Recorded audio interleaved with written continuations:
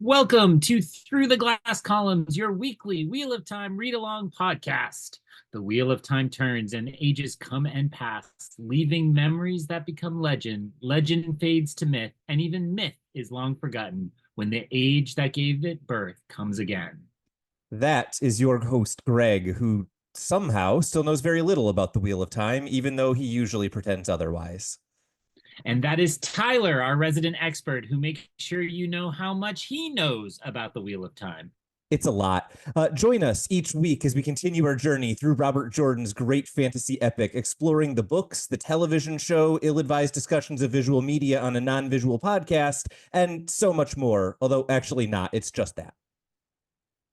Yes, all that and actually nothing else as we travel on, and I know what this means now, through the glass columns. Yeah, he really doesn't know all that much. No, you don't know that much.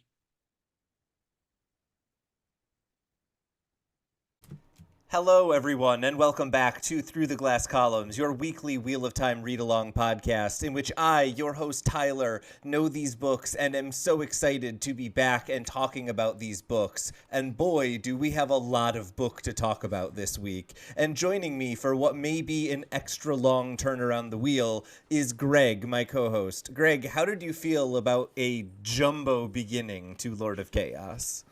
Well, I have to say, it's always exciting to start a new book, period. But then when I completed the reading and opened up my reading tracker app and put in the new title and put in the number of pages, it was like a big juicy percentage. I'm like, all right, like we're getting it done. Although it is a long book, we're not going to pretend it was, 30% or something like that. But it was a nice chunk. It is worth noting, of the first 6 Wheel of Time books, 3, maybe even 3.5 of them are just big old books. And then there aren't any more of those until Brandon Sanderson takes over. So this will pick up a bit in terms of pace after we finish Lord of Chaos. But much like this prologue, Lord of Chaos is beefy. I just want to get your kind of overall thoughts on starting this book, what you thought about the prologue, and then we're going to do this POV by POV, which means it will be a lot of summary, but at least broken up for all of you at home. Well, we accidentally took a long time off recording between these episodes, and so it's great to return for that reason. And who knows when we're recording, but I maybe just watched the SNL 50th anniversary special this weekend. And when are we recording? There was a classic John Mulaney sketch in which he did a Broadway mashup of all sorts of different parody songs. Definitely the best one being Nathan Lane coming in and singing Cocaine and Vodka to the tune of Hakuna Matata.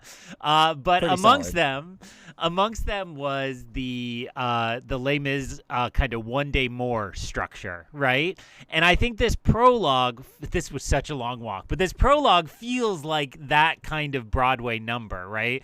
Where it's like, let's just bop around to all the plot lines right before the intermission. I mean, obviously here we're starting a new act. We're not, and sometimes Broadway musicals have that as you return, but it's usually at the end of Act 1 that you get all like updates on where everybody is.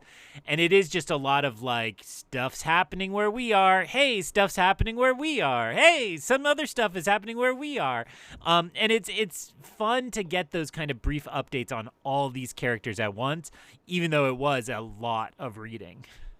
I like that we have literally used the phrase one day more to refer to this situation like 18 times. And you're like, no, SNL 50th. Let's talk about the John Mulaney Cocaine fresh. And Vodka. Yeah. I just like to share what I'm up to. I have a life outside of this podcast, all right? We begin with an opening quote from the Fourth Age saying to let the Lord of Chaos rule. I have nothing to say about this, but I wanted to mention it in case you had any thoughts. Uh-oh. Cool. That was my thought. We then jump into Demandred's POV. He steps into the physical oddity that is Shaido Ghul. It was once a tropical isle, but it is now in a perpetually dry winter.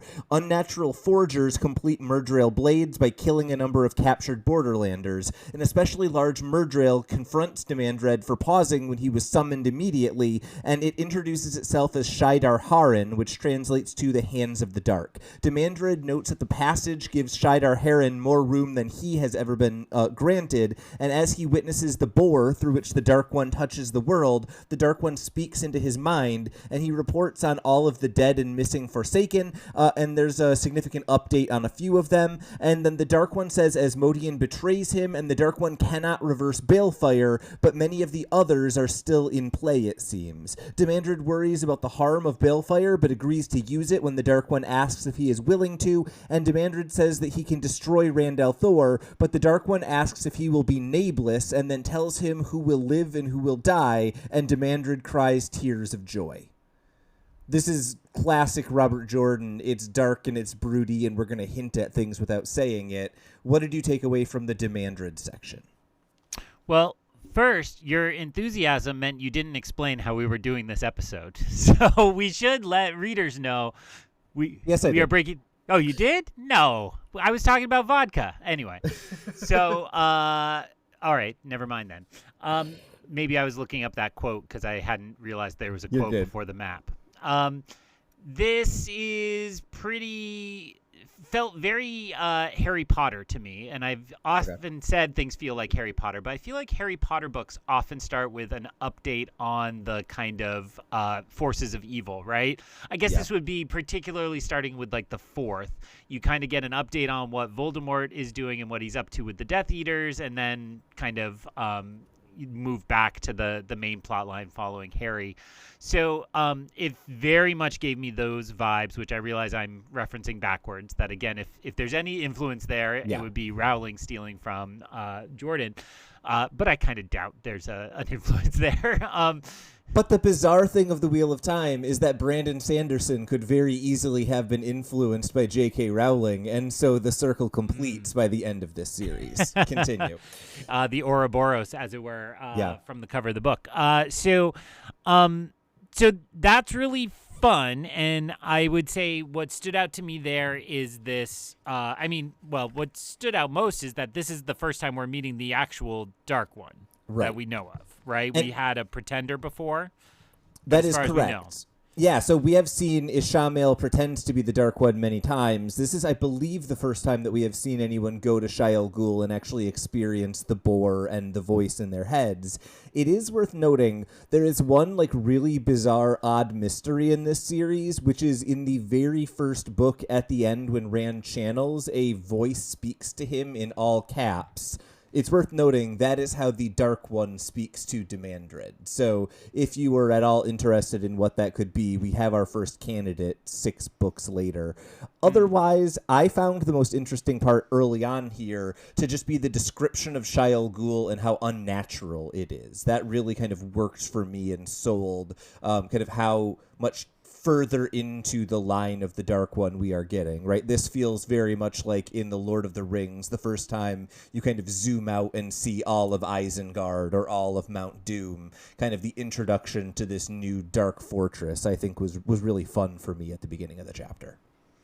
And so we are being told it is a tropical island that is now kind of decimated.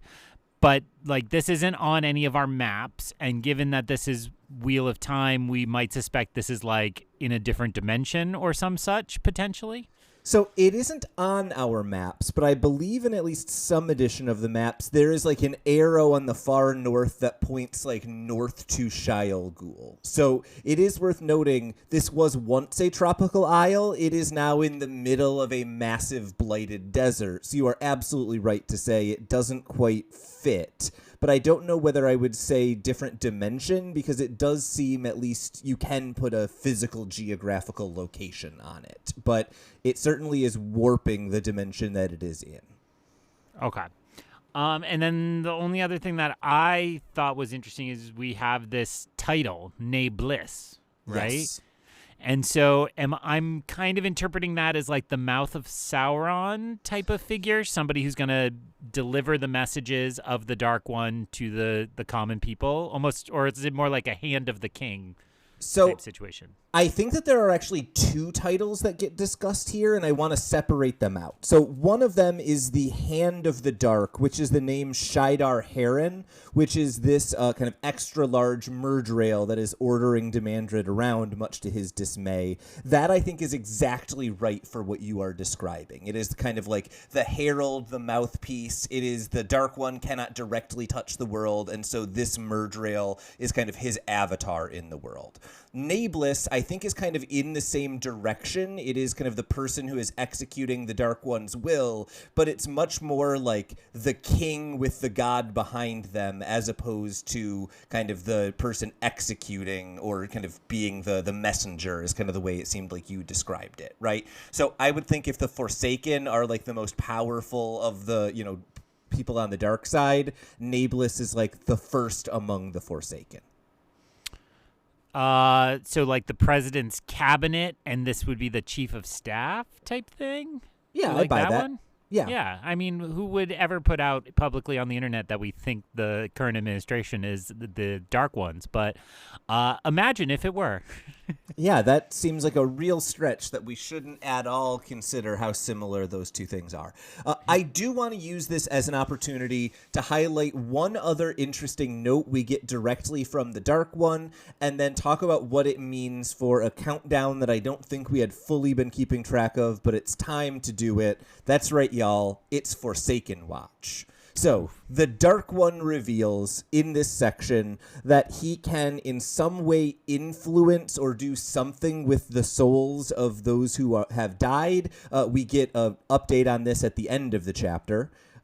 We also learn that he will not do anything with Asmodean's soul because he betrayed the dark, and he cannot do anything to Ravin's soul because it was destroyed by Balefire. So this, I think, gives us a good opportunity to go back and say, where are all of the Forsaken that we are aware of, and which of them, if any, are partially out of the game or good and truly out of the game? It seems like Balefire guarantees that someone cannot be brought back.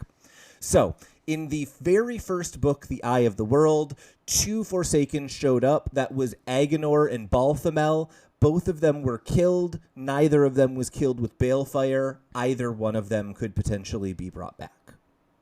In the third book of the series, The Dragon Reborn, Belal was killed by Moraine. He was killed with Balefire and thus could not be brought back.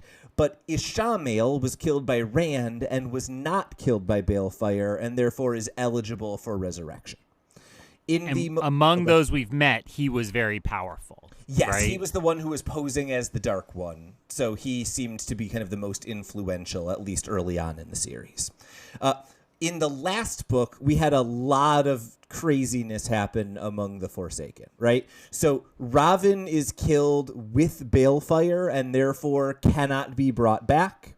Asmodean was killed at the end of the book, but seemingly not by Balefire, but the Dark One is choosing not to bring him back. We then had Lanfear go through a gate that then lit on fire with Moraine, and Moraine is no longer being sensed by Lan, so at least presumed dead or missing.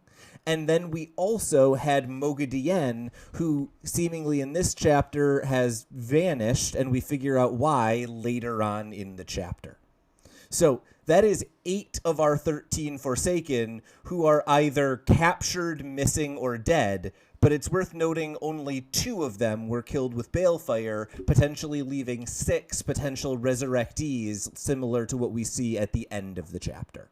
That leaves us with 5 living Forsaken who don't need to be resurrected. So that is Demandred, who we obviously get in this chapter. We also get, I'm not looking at my notes at the moment. We have Mizana and Semirag and the other 2 who are also out there. Oh, Samael, obviously, in Ilion, and I am forgetting one of the female Forsaken. But we are on a very limited list of those who are alive now, although the end of the chapter kind of gives us an interesting update on one or two of those, although we're not sure which. What are your thoughts on kind of where the dark is standing? And then we can obviously move on to the next POV. Well, I think I've thought about them as we go through this as the kind of mini bosses, right? They're the little Bowsers who say, "Sorry, your princess isn't in this tower," or whatever that saying is, and it is interesting then that as we've cleared them away, and as you just remarked, some are definitely cleared away, but there's like a good number of them that may just come back and be in another castle that have to be faced again. Yeah. And that makes a lot of sense for those like first two, which kind of were barely a blip, right? Like, I think if I were reading this on my own, I would have forgotten that they were, forsaken whatsoever. I remember they followed and it was a big surprise and so on, but it was like, they didn't seem as threatening as all these other figures we've come to meet. Yeah, no, and I think that's fair. And to some degree, I was really surprised as I was just kind of thinking through this about just how many of the Forsaken were taken off the board at this point, right? We are 5 books in, and 8 of 13 have not only been encountered, but neutralized in one way or another. That, I think, really does set up the question of, like, what does the next phase of this look like, right? Are we running out of Forsaken, and so we need to replenish the stock so the Forsaken can still kind of be the big threat going forward? Or is it time to introduce something that, the Forsaken were for the early part of the series, and now it's time for the real villains to show up, right? And at this point, it could kind of be either. Any thoughts on that sort of conundrum before I take a big sip of water and we talk about Nynaeve for a while? Well, I would say if I was doing this on my own, the other situation I would have offered, even though because you didn't offer it, I suspect it's not true, would be that the Shan-Chan take over for a little while, right? Because that is an example of another evil force that, you could convince me we kind of hit pause on the Forsaken for a little while, deal with the Shan-Chan, maybe even deal up in the Blight with some of the Trollocs and all that, and then come back to checking off those mini bosses. Also in the back of my mind, in terms of threat index, we also have, I forget what exactly it was called, the bubbling up of like evil. The bubbles of evil. Yeah. Bubbles of evil. And so it's like that was introduced at the very beginning of 2 books ago. Yeah. That was the beginning 3? of book 4. Book 4, yeah, right? You're right. The beginning of book 4. Because they were in tier. Look, yes, I'm winning. Nailed it. I'm winning. And then, so to me, it's like, a deep tease that at the time I thought could have been the plot of that book as we were dealing with all these bubbles. So, So I think to me, in my mind, there are enough other threats that it's okay to pause Forsaken if we need to. Okay. Fair. Let's talk about Nynaeve for a while. Nynaeve demands that Siwan and Lyanna stay still, but Siwan insists that Nynaeve is trying the impossible. Nynaeve is upset that, as an accepted, she can't wear Lan's favorite colors, and she's a little bit upset at herself that that's the reason she's upset. She uses the one power, but she isn't angry enough to be able to channel on her own, and she wears a bracelet that links her to the 4th woman in the room. Nynaeve feels a cut on Siwan, and then she thinks that Merrigan gives them the name of Stilling in the Age of Legend, which was severing. It was unhealable even then, and Nynaeve has asked Siwan to put on the Adam bracelet in order to try to prove whether or not she actually still has the ability to channel in theory. It works, much to her shock, but it doesn't allow her to touch the source through Merrigan. Instead, it simply allows her to be able to sense her and feel her. But Nynaeve says that this ability to sense the person through the bracelet means that she must still have some connection to the power. Siwan seems upset by this, but Lyanna is then eager to try the bracelet herself, and she has the same effect as Siwan, and also tries to basically punish her as would be done through the bracelet, and doesn't have any effect. Elaine then barges in the room, upset that an embassy is being sent to Camelin without her, and Siwan says that they cannot all be sent her to be controlled by Rand, especially with Morgase dead, and Elaine says that she may be leading a rebellion in the West, which we know is actually Perrin.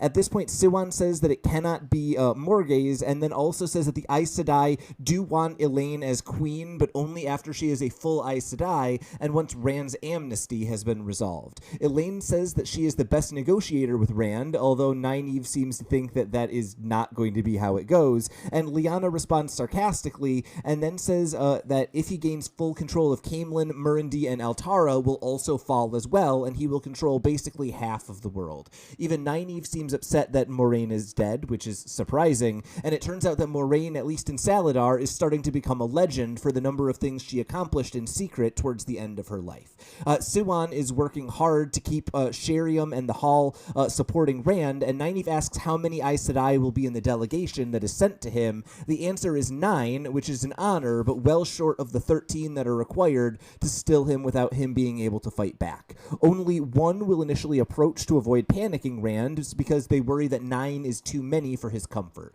Min will accompany them, much to Elaine's dismay, and she leaves abruptly. Nynaeve thinks that mentioning Min was a low blow, but Lyanna says it is time for them to have it out if they're going to, and as Lyanna and Siwan leave, much to Nynaeve's disappointment, Merrigan starts to needle at Nynaeve, causing her to snap. They haven't turned Merrigan in, who is, of course, Moghedien, so she can answer their questions, and the girls are taking credit for the weaves that she is sharing with them, but Birgitte and the 4 who were here in this scene are the only ones who know about Moghedien. Nynaeve struggles with keeping Moghedien from justice, and as Nynaeve begins to ask about controlling the weather, Moghedien says that she only knows the unnatural heat is likely being caused by the Dark One, so Nynaeve instead starts to interrogate her about the healing she witnessed in the Age of Legends, even though Moghedien doesn't really know anything about healing at all. So, boy, did we talk about a lot of stuff, and we get one, I think, really important reveal. What did you think about this Nynaeve section, which has kind of a few interesting tidbits, and also, oh yeah, Moghedien got captured at the end of the last book. Didn't you notice? Yeah, very confusing for those of us who aren't smart and are reading this book. So my main reaction, according to my notebook, is secrets are no fun. Secrets hurt someone. And I think that, to me, is a big takeaway here that, we had sensed Nynaeve was chafing against kind of being reinstituted into the lower ranks and losing a lot of her freedom. Yeah. And so now we understand that this is happening, or that is resulting in her kind of still pursuing her own agendas, but in secrets. And this sounds very dangerous to me. Yeah, I thought that the moment that really kind of stood out to me is towards the end of this section, when Nynaeve is like, I know we have a lot of secrets, but it's going to be fine. Only 5 people know.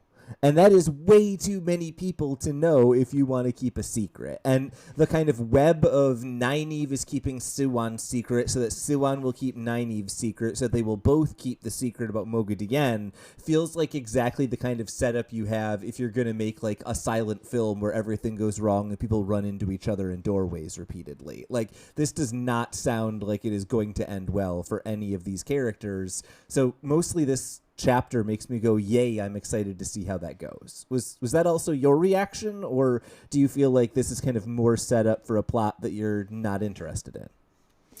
I think my interest in the plotline jumped up when they finally got to Saladar and started kind of merging with the Siwan plot, and I am interested in all those characters kind of mixing together. And as is demonstrated here, the total kind of remix in the hip-hop sense of their rankings, right? Like, everything is all twisted around from the last time these characters interacted. So that, to me, is pretty interesting. And I think I wrote this in the right place, but correct me if I'm wrong. I don't. But the idea that it seems like between books, Elaine has leveled up in terms of she can make Terangrial now, right? Yeah. That's intriguing to me. I know we're not at the Elaine POV yet, but that is revealed in this part, right? Yeah, that's accurate. So in the next section, we learn that Elaine has had success with very specific types of Terangriel. So it turns out that for whatever reason, the Adam or the leashless Adam is much easier to recreate than many of the others she's been working with. But you're absolutely right. This is something that she had been like fidgeting with and tinkering around with in the past book. And I pointed it out over and over again, trying to get your comment on it and being like, oh, maybe Elaine's going to go to the dark side. That was all a ruse. I just wanted to see if you would figure out that they would make an Adam before they did. And they did it. And you're right. If you're not paying attention to itty-bitty hints, this is a huge level up out of absolute nowhere.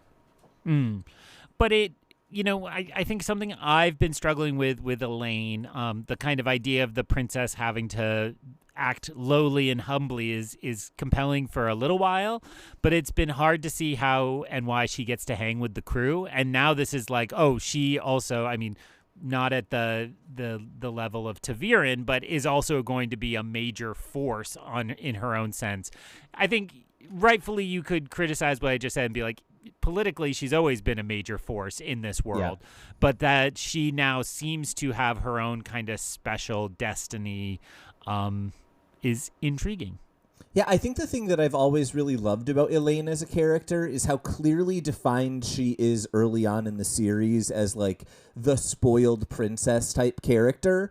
And then by the end of the series, she's still kind of that in addition to other things, right? And what I love about her is she never really loses herself. And so seeing it here, I think is really, it's really clear that she is someone who just like will blaze her own path, even if she's not going to leave behind the one she was on before. We also see that with Nynaeve here. She is single-minded about making sure that Siwan and Lyanna and Moghedien and absolutely everyone get in line so she can learn how to heal stilling.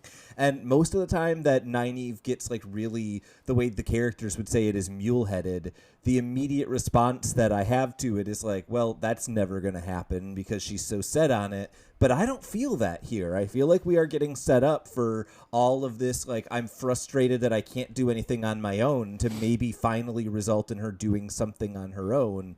What's your feeling about her kind of single-mindedness about this healing, which seems to dominate every time that someone else isn't talking in this chapter? Well, it seems to fit with where we were placing Nynaeve at the end of the last book. And she did kind of get her minute in the final battle, her 15 minutes of kind of redemption and action. But we were talking about how lowly she is. And it's like, this is what she now sees as her one path to redemption. And I like it as a goal because it so much fits with who Nynaeve was before the adventure started, as the wisdom and as a part, right? I think, oftentimes female heroism is like they'll be the nurturer or the healer, and I think that's a shame if there's shades of that here, but I don't often feel that from Nynaeve because she's not the like nurturing goddess type figure. She is, the hot-headed, I'm gonna tear you down with words if not actions. I have this note also for Elaine, but it is a little silly then that on top of all this, she's like, and I wish I could wear Lan's favorite color. It's like, let's just stop with the girl drama and, leave that behind. But I also think that fits with the mule-headed nature of her presence in this chapter because she was told directly, Lan's done with you. He can't be with you. Forget him. And she's not going to give that up either. Well, and I think that's both what's endearing about that character and why so many people really struggle with that character, especially in the early books. If we are leaving behind all of those girlish issues, I have a couple of just kind of quick politicsy updates in this section of the chapter that I thought were interesting, and I was curious if any of them stood out or you had thoughts on how they play out. So, number one, we get this idea that the Aes Sedai are concerned that if Caemlyn fully comes under Rand's control, that two other countries, Murundi and Altara, will immediately fall to him. And since his sights are set on Ilion, if that happens, he's basically owning like 2/3 of the continent. Update number two that I thought was really interesting is how many Aes Sedai are being sent in this embassy. The idea that 9 is not too many to be threatening, but still enough to be honorable. I'm really curious kind of how Rand is going to respond to that and whether he thinks 9 is few enough. And then finally, you talked about like secrets everywhere. Nynaeve seems like legitimately morally concerned about keeping Moghedien from justice. And at the end of this chapter, I'm a little bit nervous about how long she's willing to kind of go along with this for the benefit of the little slivers of information that Moghedien is giving them. So I'm curious your thoughts on any of those kind of like big picture updates before we dive into Elaine's POV. Just to remind listeners, because I had kind of forgotten this plot point, that it is said it would take 13 Aes Sedai to control the dragon, right? So it's 13 Aes Sedai can form a circle that cannot be stopped by a single man. So if they wanted to cut him off from the source, no matter how powerful he is, 13 of the weakest Aes Sedai could cut him off from the source. So it's not necessarily to control. That was, I think, something in the second book. It was 13 Aes Sedai and 13 Merge Rail could like turn someone to the dark side or something weird like that, right? But in terms of what they're talking about, it's just that 13 Aes Sedai on their own can cut off a man no matter how weak they are, no matter how powerful the man is. So we keep that at 9 to be below the 13 noticeably, but also respectful to show that connection to it. And I agree with you. I was curious about Rand's reaction, and I honestly thought when we were starting this kind of montage of building up to that moment, building up to the novel, I kind of thought the last piece would be Rand when I read this piece, and Rand is notably left out of this opening, which, you know, my guess was that it would kind of build up to that. I think Rand has such suspicion about the Aes Sedai. I'm really curious how he will view the factions of them, right? Yeah. He obviously has reasons to trust Nynaeve and Elaine a little more than other figures in the mix. But I kind of imagine he's just going to not want to associate with any of them and just write them all off, which then, you know, as we start to map out the continent, as you did, he's got a lot of territory. It seems inevitable that he and Perrin butt heads, and if the Aes Sedai also control a little chunk to the south, like, these could be really interesting conflicts, even if they're not armed confrontations. Absolutely. And I do think it's really kind of important to note at this point, we have 2 delegations of Aes Sedai being sent. The Saladar delegation is being sent to Caemlyn, and the White Tower delegation is being sent to Cairhien, which means that of the 3 major cities that Rand controls, 2 of them will be places where he probably can't get away from Aes Sedai in the way that you're saying maybe he wants to. So I think that's worth watching kind of where those Aes Sedai are, and in particular how many of them are there, right? If we know that there are 9 with the Saladar Aes Sedai, we should be wondering what is the number being sent from the White Tower and how close is it to 13. And we believe Rand is in Cairhien? He was in Caemlyn at the end of the last book, but we now know that he has the ability to skim between them relatively quickly. And I was thinking the Caemlyn was only in the Dream Realm, but he was physically in Caemlyn, and then he went to the Dream Realm in physical form. So, okay, got it. Like we said, it's been a minute. Sorry, listeners. We took a longer than usual break.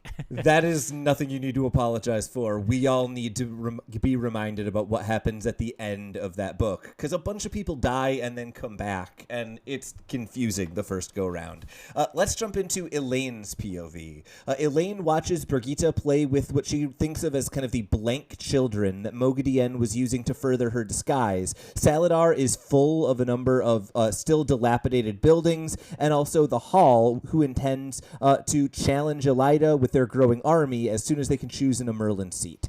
Elaine doesn't fully understand what happened between Gareth Bryan and Siwan, or between Gareth Bryan and her mother, but she must and after a moment of seeing him walk by, she tries to hurry on, but she needs to stop for 2 Aes Sedai, Anaya and Janya, who ask if she has any new discoveries. They mention that she has shown them how to bend light to become invisible, and also how to eavesdrop. And Anaya says and at this point, Anaya has to stop Janya from going on too much to say that she is so proud. But then Elaine thinks that she isn't proud because these are all Moghedien's ideas. She also thinks of a couple of other ideas that they have not shared with anyone. These are disguises, like the one that Moghedien is using as Merrigan, and also the ability to hide weaves or the ability to channel, both of which is necessary for them to be able to keep Moghedien secret. At this point, Elaine says that she is hoping to make more progress with ter'angreal, which to her dismay is not going very well. And then Janya says that she should shouldn't worry about this because as soon as she arrives at the White Tower, she will be tested. Anaya has to stop her once again from going on too much, and at this point, Elaine is able to get away, but not before Anaya gives her a significant look when she mentions the embassy because she is not supposed to be arguing about that. Elaine then thinks that she will have to choose the green ajah in order to have both Brigitte and Rand as her warders, and she is set on having that happen. She then thinks that many of the Aes Sedai clearly have been hiding weaves of their own, and it seems that many of them have already been familiar with some of the weaves that Elaine and Nynaeve are saying they have discovered. Elaine finds Min sitting near a stream, that has mostly dried up by the unnatural weather, and Min is embarrassed that she hadn't told Elaine herself that she was leaving, but Elaine is understanding and has to suppress the urge to stop her from going with the power by tying her up.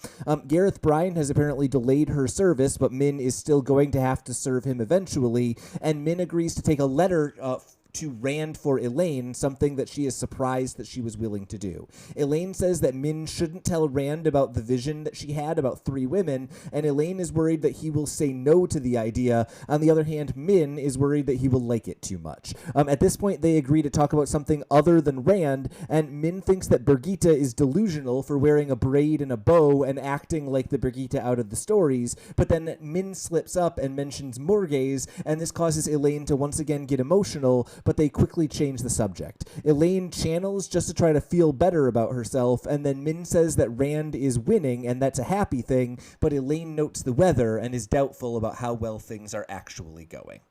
So this is very much an update and where are we headed section of the book. I do not have much to say about it. What were your thoughts here? I mean, I guess I just want to make sure I clearly understand. In the last book, Min looked at these 3 potential Aes Sedai and said they were all covered in darkness, right? And we think that's primarily the one that was Moghedien in disguise. So are these other 2, these are the other 2 girls or women in that grouping, and we should just not worry, or are we supposed to still be suspicious of them? So the other 2 women in the grouping, so they are now, I think they're novices at this point. We see a brief glimpse of them. I believe the word that Min used was trouble. So it wasn't that they were evil or dark. I think any of that was probably Moghedien being one of the 3 in the group. But I think the only thing that was ascribed to all 3 of them was they will be trouble for Elaine and Nynaeve. So no one that we need to be like, oh my God, let's keep an eye on them and worry. But Nicola and Irena are 2 names that we should be thinking of, at least have an unresolved prophecy that they're going to be troublesome for our main characters. Wait, but those are not the names of who was eavesdropping? That's who I interpreted those people as. No, I don't believe so. Oh, okay. Then no, so are you thinking question's kind of irrelevant? Okay, great. So in this chapter, we have 2 Aes Sedai who are talking to Elaine, so that's Anaya and Janya. Anaya seems to be kind of the stern mentor type, and Janya, the odd thing that is happening is she is almost treating Elaine as if she is Aes Sedai preemptively, right? And so there's something to be watching there as far as how are the Aes Sedai kind of interacting with Elaine and Nynaeve, and are they being treated differently now than they were before they left? And the answer seems to be it depends on the Aes Sedai. Okay, I'm glad you clarified that, and I'm glad you're doing the project of figuring out all the names of all the Aes Sedai as we go through, because I definitely just kind of in my head went, yeah, those 2 must be the other 2 from that triple. So, hey, speaking of triples, or dare I say thruples, that's probably the weirdest part in this segment, is that Elaine is like, oh, okay, the weird politics of bonding in this way feel to me like the weird Elder Wand rules, or I guess tell it to me like it's Star Wars, the Darksaber rules, where it's like, what is all this convoluted things going on that are kind of new? But essentially, the actions that happen bonded Elaine to Brigitte, or Brigitte to Elaine is probably how I'm supposed to say that. And so she's just like, oh, cool, now I got to be a green so I can also be bonded to Rand, and it'll all work out. That feels like the narrator, who is not actually here, but Ron Howard, saying like, she won't, right? Yeah. No, and I think that's it, right? Is Elaine had this very odd, like, the other person was unconscious, I must bond her to save her life. And so I think she now thinks of bonding as a thing that you just, like, do to people who are important in your life.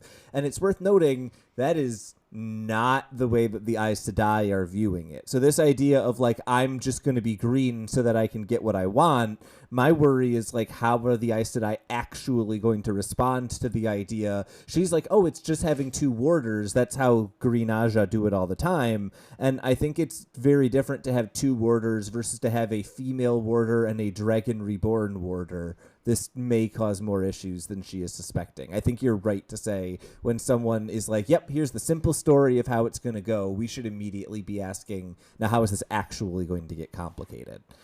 I think the other thing kind of slightly tied up in that I thought was kind of fun in the early section of the chapter was figuring out all of the things that Elaine and Nynaeve have shared versus not, and kind of what is being held back and for what reasons felt kind of really interesting in that same way as, like, what do we tell Rand, or what's the politics of who gets what, right? Like, this idea of, I know certain things that I am revealing and there are other things that I'm holding back to keep the secret of where I'm getting the knowledge. That feels kind of the same sort of dilemma that we're running into with who knows that Elaine has bonded a warder already and she wants a second. Seems right to me, and that's probably the part that most feels like, here's your plot for the book ahead. Or Fair enough. Maybe 2 books from now. I guess then what we've got is Min and Elaine have actually settled into a friendship that I kind of really respect, right? It's very easy, and Robert Jordan has many times before taken conflicts like this and made them immediately catty because it's two female characters who are teenagers. Why wouldn't you do that? Seems to be his philosophy thus far. And it was really nice here to see both of these characters basically say, like, I'm not super happy with this, but you're my friend and I'm not going to do something that hurts you, even though it hurts me a little bit to not do it. That sounds right. And, you know, it seemed like grudging respect, right? Yeah. Like, you know, and part of it felt like, let's save this problem for a later day, right? Like, Yeah. like we'll eventually have to have it out, but for now, why bother and why mess up this friendship? So 2 things that I have tied up in that, and then I'm done. Number 1 is kind of directly related to that, is this idea that Elaine doesn't want Min to tell Rand about the 3 women vision. And that surprised me a little bit. I was kind of like, okay, that's not how I would have thought to approach this. It seems a little odd if you both want to be with him to try to make him think he can only have one of you or whatever is going to go on. The other thing, as you're talking about Elaine kind of begrudgingly accepting Min, is it's also worth noting it is really begrudging. She briefly considers knocking her out and tying her up until the group leaves. She is darker in her willingness to kind of barely go along with Min than I expected her to be. Thoughts on either of those details? You got here before my bit was ready. I feel like you can sum up what Elaine is saying as, if you want to be my lover, you got to get with my friends. Got to get with my friends. Make it last forever.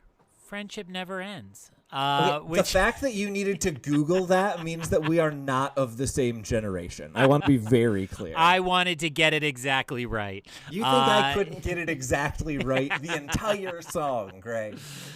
Oh, man, I'm sorry I deprived our listeners of you singing this, Spice Girls. Yeah, I mean, it feels to me like it's all a little silly. If I sound distracted and am Googling Spice Girl lyrics, it's because, like, you know, it's certainly, we've noted before that the romance kind of is lost on me. And this is even like a step beyond that. That's not really the romance. It's like, again, politicking about romance that is not really romance and probably won't happen, right? Like, yeah.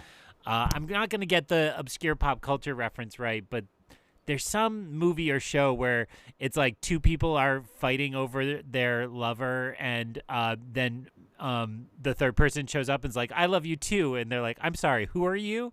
And that's how I feel like Min, when she shows up, Rand's gonna be like, wait, and who are you? Like, so I'm not sure that is Arrested Development you are thinking of, but when it's Buster. You're right. Yep. It's Buster as the third hermano with Marta, right? Yes, Marta says, I'm sorry, who are you?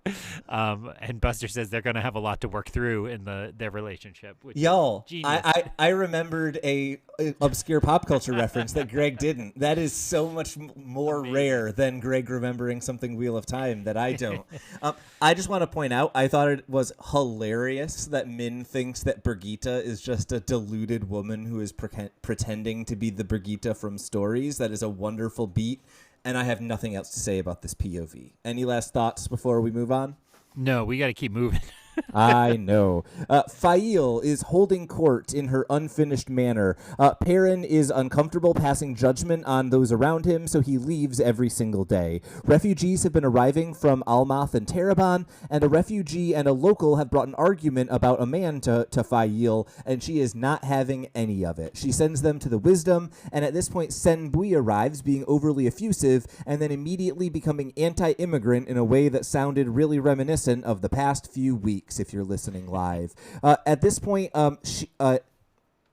Fail gets upset, and she basically tells him that he is getting so many more roofs made because of the influx of immigrants, and if he doesn't give up on complaining about this, she might change the roof of the of the building that they are currently in over to tile, and he walks away pretty upset. At this point, Fail is mad that Perrin isn't there, and he is apparently learning what it means to be a lord, but he is ignoring his duties, according to him. She threatens Sen Bui, and he storms off, and at this point the various wisdoms enter from the different towns, and they are worried about the weather. Fail reminds them of the Two Rivers sturdiness, and they seem immediately reassured, even though she didn't tell them anything they didn't know, and at this point she gets them out the door quickly before they can talk her ear off forever.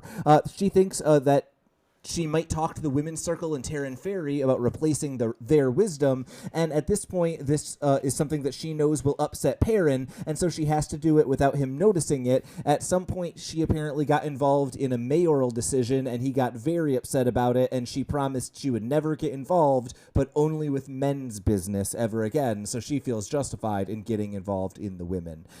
As she walks to find Perrin, she finds him watching Tam train Aram in using the sword, and the Tuatha on camp is apparently still nearby, and when she looks over, she sees a rapidly growing village of Emond's Field. The Aes Sedai that is Varen and Alana left about 2 weeks ago, and she reminds Perrin of his duty, and he says he knows, but he says he can feel Rand's Taviran pull on him, and he says he intends to go to Rand and plans to slip out in the middle of the night. She is upset that he apparently spoke about this with Tam and Abel before him, but then she says that they need time for a proper entourage. He tries to talk her out of going with him, but she says that whatever he thinks is best will go on, and then she thinks to herself that she will convince him, and he doesn't know what it means to have a Seldian wife, and she worries why Rand needs Perrin so urgently.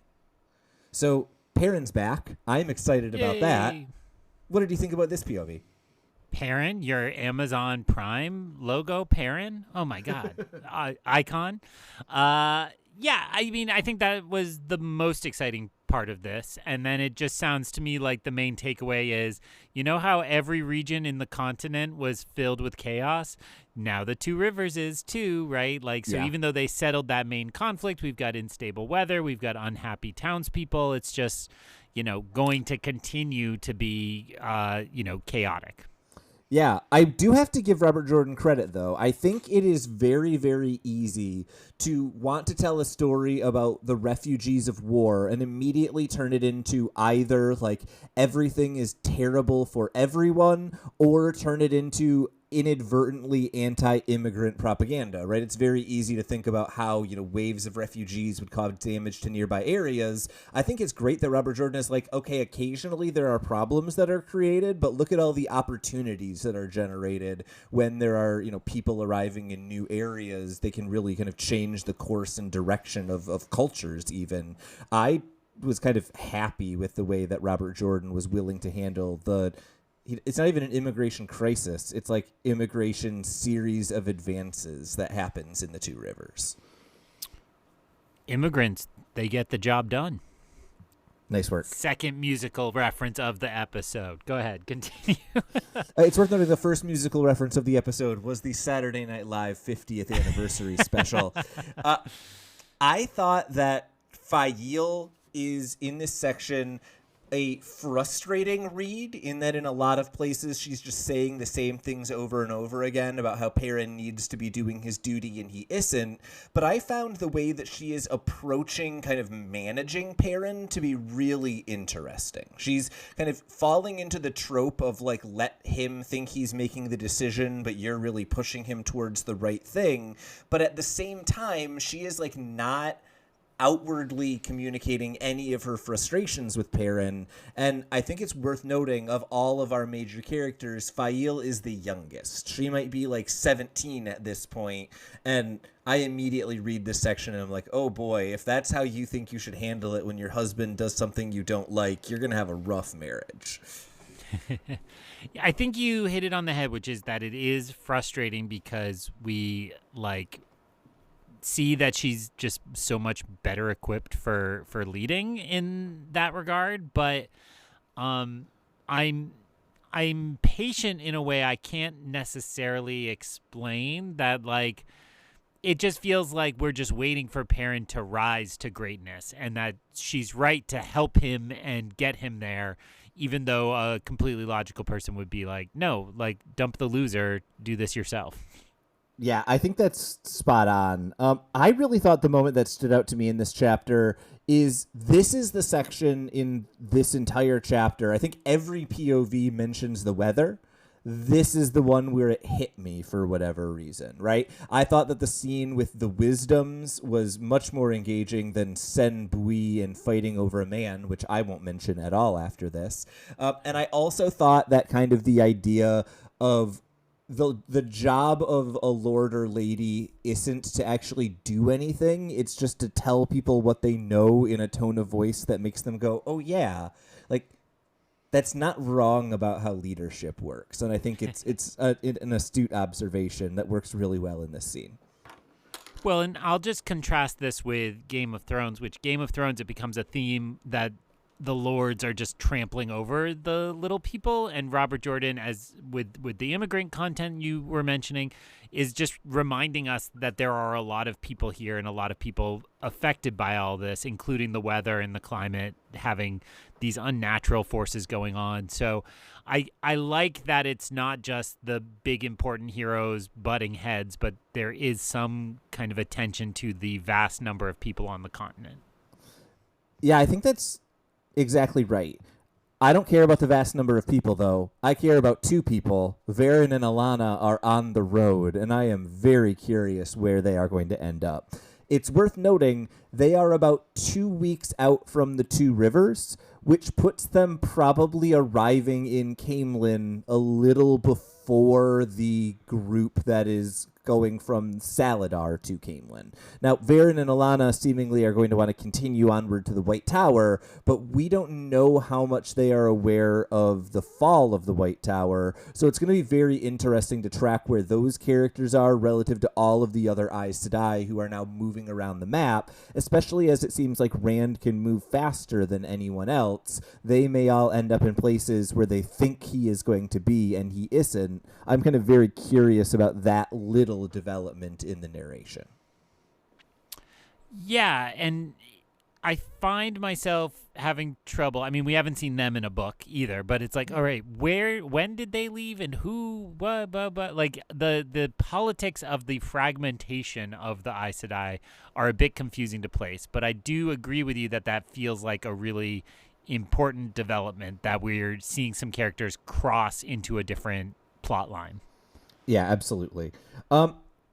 The interesting moment then after that is once we finally get Perrin on screen, I thought it was really fascinating to get kind of the bird's eye view of Fail looking over kind of everyone all in one tableau and being like, okay, Perrin is doing better than he was at being a lord, but he's still clearly hung up on all of these kind of issues. He's worried about, we get Aram. He is worried about the Tinkers who are still in town. We see the town growing so rapidly, and clearly he's struggling with his relationship with the town. And then I thought it was also really interesting that he immediately is like, okay, nothing on that list matters. Taviran is pulling at me.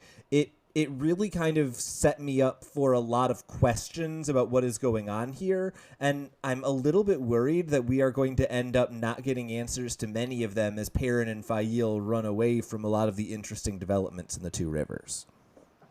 Well, and it makes me remember that we felt like there was a Meet the Parents type plot line coming for them at the end of the last book, and so it seems like that's what will really take up this book. Don't put a we on that. Like, I also thought that was definitely going to happen.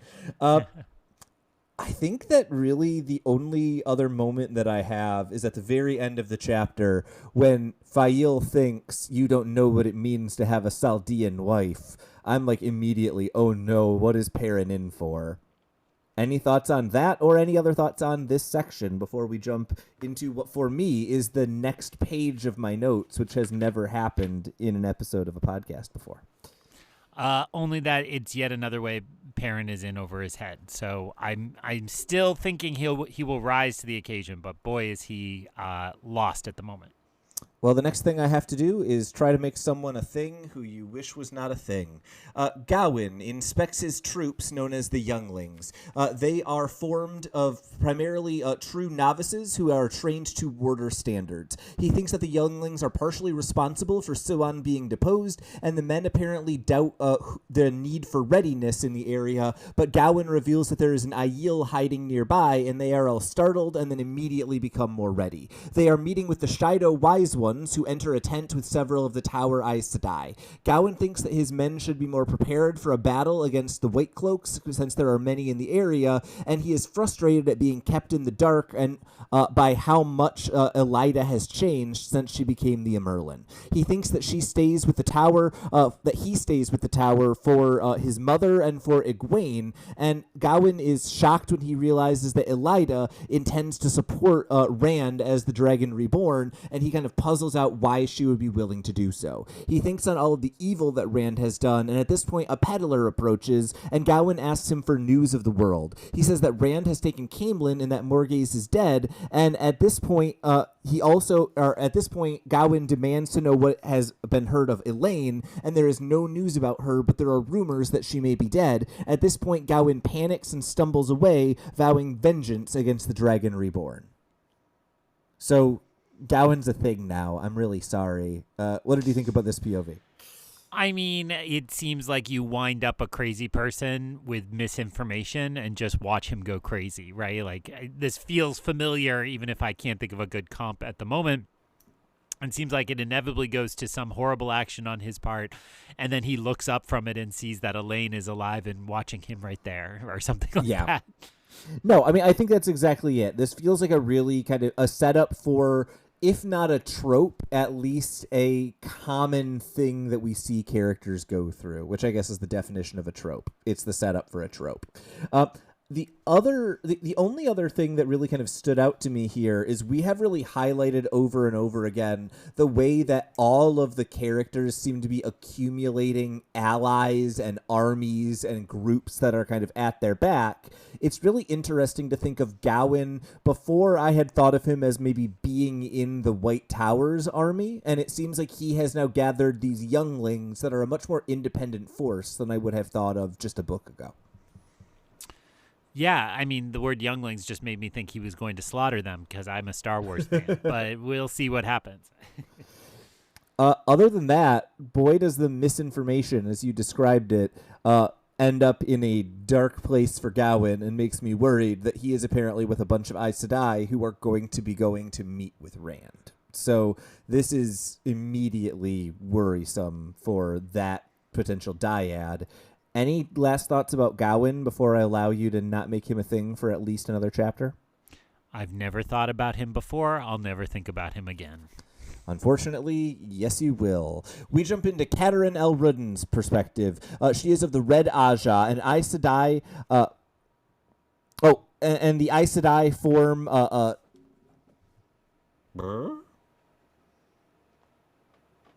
I don't know what in the world I wrote there. A number of Aes Sedai form an agreement with the Wise Ones of the Shaido. Savannah agrees only if she can see him when he is defeated, and they give an Aes Sedai answer to her, but it seems the Aiel accept it, and Katerin at this point starts thinking about the Shaido and Aiel culture, and she very clearly underestimates them severely and plans to betray them. She also considers using the Aiel to eliminate the younglings if they are willing to do so, and at this point, Galena mocks Katerin staring at Gawain as she is thinking about this, and she is accused of being basically a green. Galena is apparently the head of the Red Ajah, but is not a sitter, even though many of the other heads of the Ajahs are sitters, and it's worth noting that even Elida seems to defer to Galena. Galena says that Rand should be honored to have a delegation, and that he will definitely come willingly with them, and at this point, Katerin worries that Savannah will kill Rand if he is presented to her, but Katerin only just learned that Galena is also of the Black Ajah, and so she is not as concerned because Katerina suspects that Galena will go along with whatever their orders are, but Katerin does not understand her orders because she has apparently been told to keep Rand alive. So we had been talking a lot about the embassies. Now the embassies being full of Black Ajah is a distinct and frightening possibility. What did you think about Katerin El-Rudden?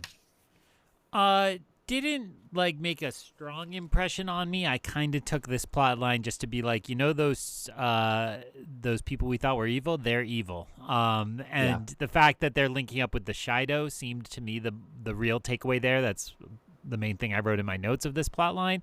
Yeah. And I was trying to, as you were summarizing those bits, think about I don't see this as a major threat. And I think that, when we think about where we started this chapter, that just doesn't seem like it's going to rank as a real major concern.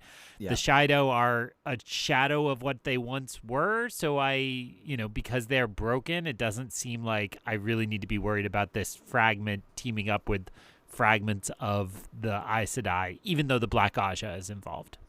Yeah, I think that's the interesting thing, is this feels like a bunch of characters and groups that are kind of the afterthoughts at this point, right? Like the Shaido feel like the less important Aiel, and the White Tower almost feels like less important than Saladar. But I think when you put them all together, and apparently they are getting orders, presumably either from Demandred or someone who has talked to him, because the Dark One says he will tell them who lives and who dies, and they have orders about who doesn't die, and it's apparently Rand. Any thoughts about that seemingly kind of contradictory order from the Dark before we jump into Savannah's POV? I mean, I think that's Voldemort again, right? Voldemort says you don't hurt Harry because he's marked for him, and I think Rand is marked for the Dark One, right? That the prophecies have to lead to that for the Dark One to be successful as well. Yeah. I was just going to make the reference. We are, who knows when we're recording? Again, definitely haven't tipped our hand. But there's a new Marvel movie in movie theaters, and it wraps up. We're nearing the end of, I think, phase 5 of Marvel. I lost track. There's 3 and then after 3. Right. But the 5th phase is wrapping up, and it's like they realized they had a bunch of plot strings they were no longer interested in. So this movie pays off things that nobody's thought about from movies people have definitely forgotten. And Amazing. it's like, wow, nobody was asking for that, but it is that kind of feeling like you're saying of cleaning off the ledger so you can then do something cool. And I think the way you just described it, this feels like that. It's like, oh, I actually thought those things were off the ledger. I don't care about those things anymore, but you're going to clean them up and we're going to move forward. Go for it. It actually often works for Marvel, right? When Endgame made Thor 2 vitally important, it kind of worked. So I think we'll see if it works here. I think that that movie making Thor 2 vitally important was its biggest and only weakness. Savannah's POV. Tharava say the Aes Sedai show no respect, but Savannah ignores her. They agreed, and that is all that she cares about. Another wise one says that the wise one should not be involved at all, even if it is okay for Savannah, who is apparently acting as the clan chief, as both of her previous fiancés were set to be clan chief. Savannah thinks that she wants to eliminate Desane, one of the other wise ones, who speaks out against Savannah and apparently spoke out against her being a wise one in the first place. They advise not betraying the Aes Sedai due to the prophecy of Roydian, but Savannah doubts the prophecy, given that she has never been to Roydian and so hasn't experienced the visions, and she declares that they will change and will no longer be bound to the threefold land. She thinks that once Rand is captive, the land will belong to her, and she remembers a wetlander giving her a ter'angreal that is designed to be used once Rand is already captive, and she debates whether she will actually use it. So Savannah is our new big bad representing the bulk that is the Shaido. Any thoughts on this new character or her convoluted plan to capture Rand and possibly use a secret ter'angreal? I look forward to seeing it inevitably fail. Yeah, that's about right.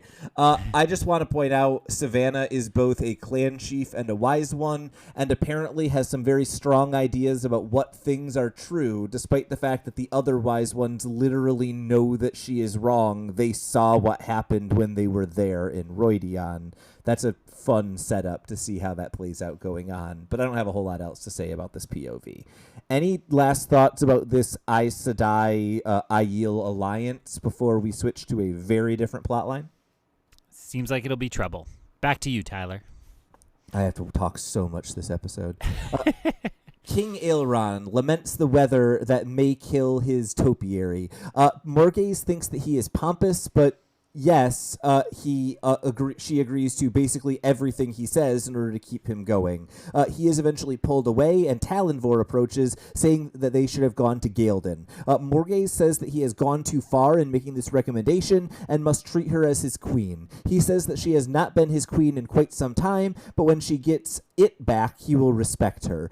She lists the reasons that she can't kill him to herself as he walks away, and at this point, Linny asks what is wrong, and Morghese says that in a day or two, she'll eventually get a commitment from Aelron, but Linny tries to press, saying that the real issue here is Talonvor, but is eventually shut down by Morghese. She makes it clear that she thinks that Morghese basically needs to get him alone for some fun time, and Morghese changes the conversation completely. At this point, a white cloak abruptly enters, and eventually an elderly man, Pedron Nial, follows after him. He says that she is not under arrest, but she eventually slips, mentioning the White Tower, and she confirms that her men, or eventually he confirms that her men are unharmed, and he tells her that Aelron will never help her because he is beset by threats on all sides, but Pedron Nial offers to help her himself. He tells her that Rand has killed Gabriel, and then Nial insists that Rand is a false dragon, and the Aes Sedai are doing all of his channeling for him, similar to what the rumors are about Logain, which we know Siwan is the one who spread those rumors. He presents Rand hanging lords as intimidation, and apparently he says that unnamed rulers in Cairhien and Caemlyn are proof of his manipulation, because he says that he is going to name someone else as the ruler, but he has not done so yet. Eventually, Pedron Nial mentions Dylan to imply that Elaine is dead or in danger, and at this point Morghese asks for time, and he grants it, but with White Cloak guards on her door. Talonvor rushes in after Pedron Nial leaves, and Morghese mocks him as a child for being unable to protect her, but after he storms out, Lamgwin explains that Talonvor tried to protect her despite being massively outnumbered, and Linny at this point chides Morghese for her tantrum. She asks to see Talonvor to apologize to him, but when Linny again tries to suggest kissing him, she eventually snaps and sends everyone away, telling them to apologize to Talonvor for her. They all leave, even Linny, and eventually Morghese puzzles out her plans for Pedron Nial and what he is likely to demand, and at this point Lamgwin knocks again with a servant, Pater, from Andor, who offers her help to escape the area. His uncle has a plan, and Morghese thinks that it is now a race between Uncle Clem and Nial, and then begins to ask Pater questions about the news of the world to confirm what she learned from Pedron Nial and whether or not it is true. So, Morghese is now a real character in these books. I found this to be really engaging. Maybe my favorite of all of the sections in this in this prologue. What did you think about this section? It felt at first like the whole point was just to make sure we remembered that Morghese was actually alive, since she seemed so dead in the Gawain section, right? That, like, in case people were confused or thought differently, like, she's still here and she's alive. Then I think I got a little lost in the kind of back and forth with some of those servants. So tell me what you found engaging about that, because we haven't heard enough of your voice yet. Yeah, thanks for asking me a question on the show where I'm usually the one who gets to ask the questions. So I think the thing that I found most interesting was the way that Morghese is doing the internal-external thing in so many different ways throughout this chapter. When she's talking to Elrond, it's very much like her kind of doing the yes and I will agree to everything, while internally she's kind of playing the politics. When she's talking to Talonvor, she is outwardly kind of yelling at him, while internally kind of acknowledging how right he is.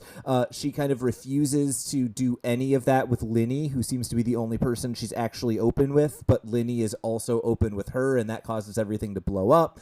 And then I thought the end of the chapter, as she is kind of puzzling out what is Pedro Niall going to ask for and what can she give and what are going to be the consequences, I thought all of those opportunities to see Morghese kind of interiorly was really fun and interesting to me. She is a deeper character than we had been exposed to previously, and this was a really fun kind of character piece, even though I agree with you, it's mostly table setting in terms of the plot elements. But not sad we'll be spending more time with Morghese, because it did feel like last book it was very much a tease, like just very minimal, and so let's get to know her and see if she's as good at the game as others say she is. Yeah, and it's worth noting, both her and Pedro Niall in this chapter seem to play the game masterfully. They seem to understand each other and kind of puzzle through all of the implications of what things mean, and both of them seems to have a fatal flaw, right? Morghese is so confident that she can get what she wants that she doesn't understand that Elrond wasn't going to give her anything, and Pedro Niall will only give her things if he can control her country. And it's also worth noting that Pedro Niall has this seemingly fatal flaw of truly firmly believing that Rand cannot be the dragon. We'll get more of that later on, but seeing two kind of really skilled manipulators and players of the game in the same room and both of them missing something, I thought was really well done. Here. Agreed. Okay, you need to say some words on this episode of the podcast. Any other thoughts? I'm fatigued. We've been at it a long time, and this was the warning. But I do think, joking about the podcast aside, I do think that Jordan is clearly trying to overwhelm us with this prologue, right? Yeah. And I'm puzzling out why he wants us to feel that overwhelmed. And I think partially, even though we don't get to Rand, it's so we realize the weight that is slowly cracking Rand apart, even though he's not necessarily aware of all these pieces. Yeah. And just to show that this saga has taken a big step into, like, this is really big and really complicated, and you're going to have to be paying a lot more attention, which listeners know is not my strong suit. Yeah, I was going to say, this feels like the book more than any other where Robert Jordan kind of says, here, let me introduce you to the full scope of this story. I know it's already been 4,000 pages, but now is the time you get to see it. Our next POV is not very expansive. Pedro Niall is proud he has quickly cowed Morghese without lying at all, and Jaikim Carradine is waiting for him. Carradine assumes that he has been drawn back to deal with the Aes Sedai and Saladar, but Niall says that none of the children will bother them at all. Niall says that he sees the split as an Aes Sedai plot to support the so-called false dragon without being called out for it, and Niall worries his plan to unite the nations is being outpaced by Rand's rapid rise, but he plans to use the dragon swarm to accelerate his plans. That is Dragon Sworn, not Dragon Swarm, like it sounded like I said, which would be really awesome. I literally only have one little star here, and it's just, this man truly believes that Rand is a false dragon. Was there anything else that stood out to you in this section? Because Pedro Niall, it seems like, is also getting more of a spotlight than I would have anticipated. Well, I just want to confess that when we started reading Pedron Nial, I was thinking of Padan Fane. And so I'm like, oh, here's this evil guy back again. What's going on? And I was like, oh, wait, no, this is how. So I continue to want Robert Jordan to get more expansive and different in his name choices. I mean, this is not Valid. a woman whose name starts with E, but it's like, wait, this is pretty close to another major figure we've already dealt with. You want to have some more major figures to deal with? Because I got a bunch of them in the next POV.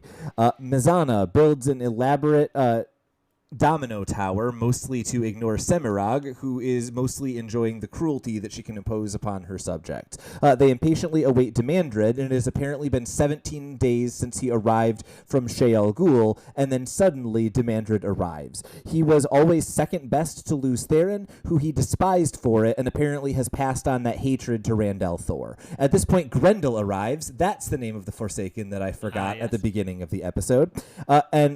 Samael apparently is not coming. He doesn't trust anyone at this point. The Forsaken have been scrambling to find Angriel or Sa-Angriel so they can boost their power, and they apparently are worried about linked Aes Sedai, even though they know they are more powerful than any of the Aes Sedai one-on-one.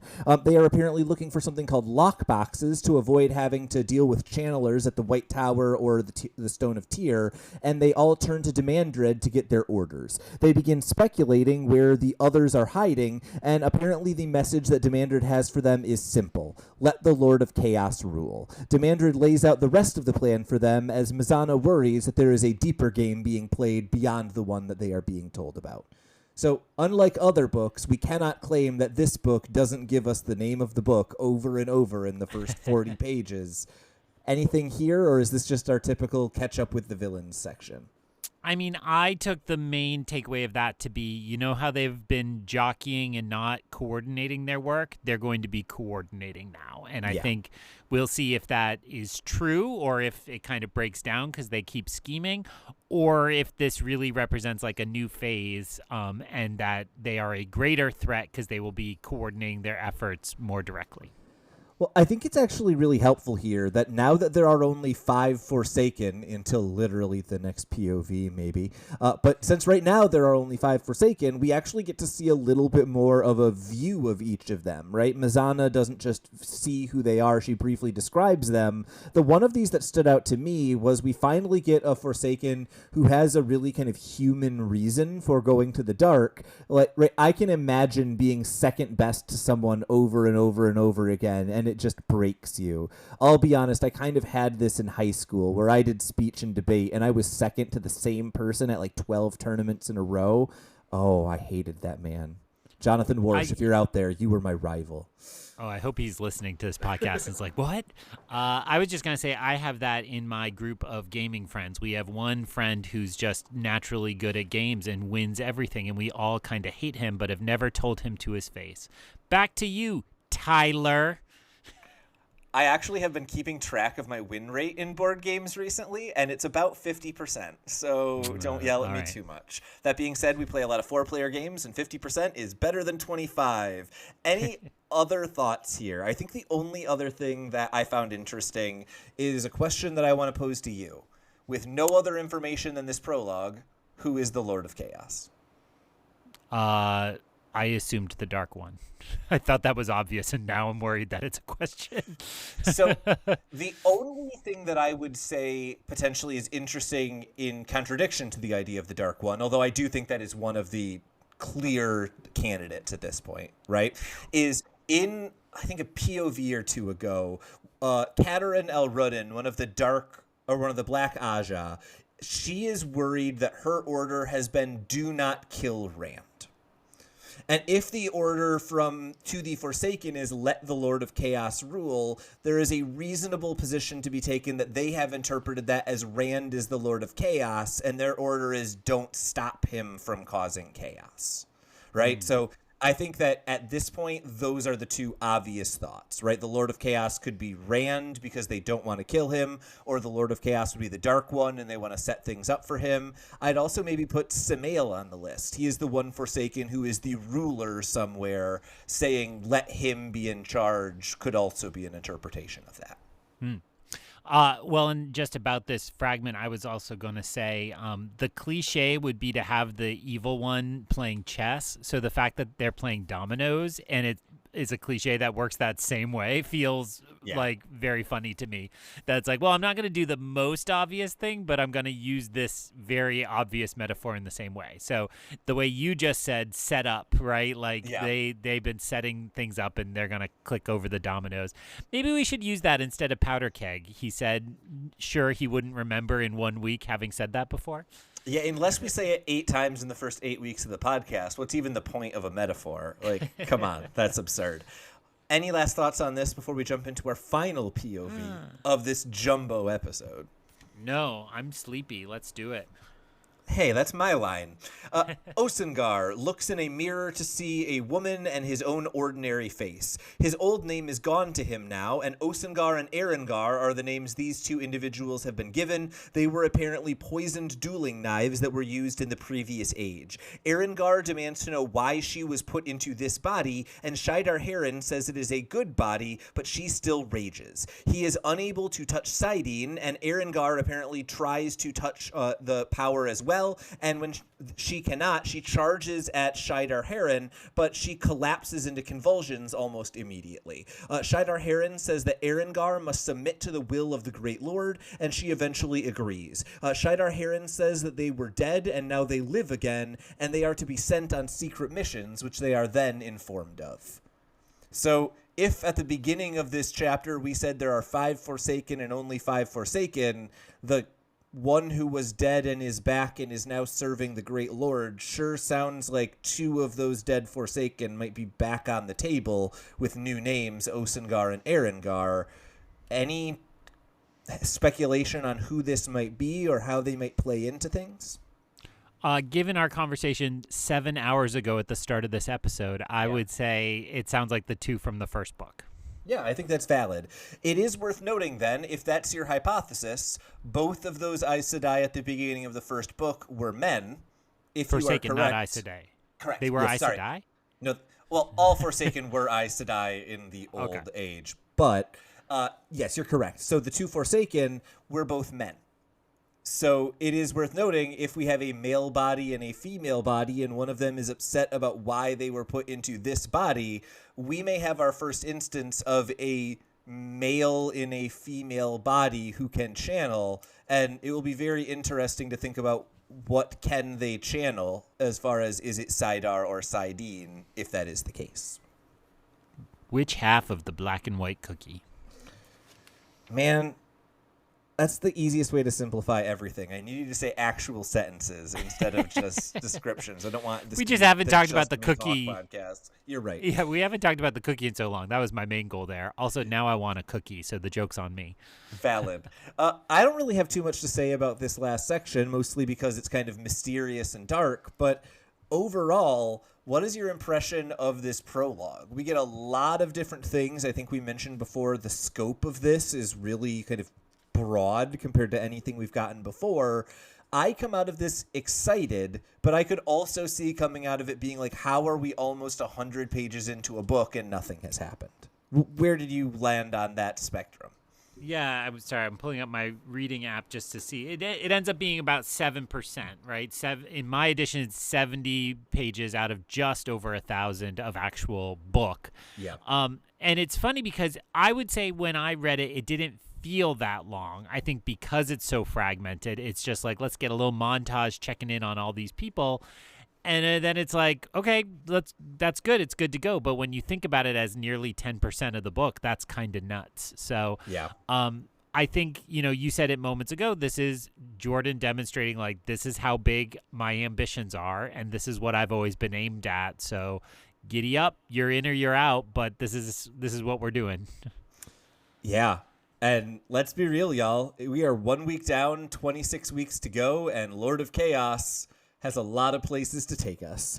Next week will be our standard loadout. It is not a double-sized episode. We are reading our typical length. There will be 2 chapters. This is Chapter 1, Lion on the Hill, and Chapter 2, A New Arrival. And we are getting back into the Wheel of Time after what for us was a little bit of a break, and I could not be more excited, right? Lord of Chaos, I don't want to say whether it is beloved or hated in the community, but it is definitely widely considered to be a turning point after the first 5 books kind of feel relatively cohesive. If broader is where we're going, are you excited about that, or are you worried we are going to get too out there? I think this was one of the complaints about the Game of Thrones series, is once you start adding like Dorne and all of these other places, you lose the focus. Is that a concern for you with the Wheel of Time? No. I feel like Jordan has proved himself a surer hand in terms of guiding this than I ever felt Martin was. And though that does cast aspersions on Martin that are better thrown at the TV show. Finish a series and then you can have the aspersions cast elsewhere. So I do think that I'm not worried about it in that same way. And you know, just to pick up on what you're saying, it is just an exciting moment. As listeners hear this, they are also on the verge of season 3 of The Wheel of Time. So as we wrap up, I will remind people, if you haven't tried the television show, that we can also be your guide through those episodes, and you can go pick up your free trial of Amazon Prime and listen to the first 2 seasons, and we will return sometime this summer and do a set of television episodes about season 3, unless Tylor says it reveals something that I can't possibly know yet. But like, I don't think I can know I shouldn't know something. I'm so pretty confident we're actually going to be good this season. Yeah. Yeah. So those are on offer, as are all our back episodes. We continue this journey. Very pleased that you're on this journey with us. Some of you have been with us a very long time at this point. Yeah. And we appreciate that. You know, we are always happy when we see that anybody's listening, but our numbers are quite good on this show. But if you have anybody who, you know, for, I don't know, some reasons in this world might want to be escaping into a fantasy realm, always remind them that the back catalog is always available, and they can start in right at the beginning, and we'll be their book club. They can join us along the way, because it doesn't really make sense to join now, but you know what I mean. And all that being said, let's not make Tylor talk again. We'll see you next time through the glass columns. So ends another episode of Through the Glass Columns. We thank you for joining us and continuing with us on our quest to cover all of the Wheel of Time in our own sweet time. This podcast features original content developed by Tylor Orm and Greg Cass and is not in any way affiliated with, associated with, or condoned by the Robert Jordan Estate, Tor Fantasy, Amazon, or our wives. All content is intended for entertainment and educational purposes only.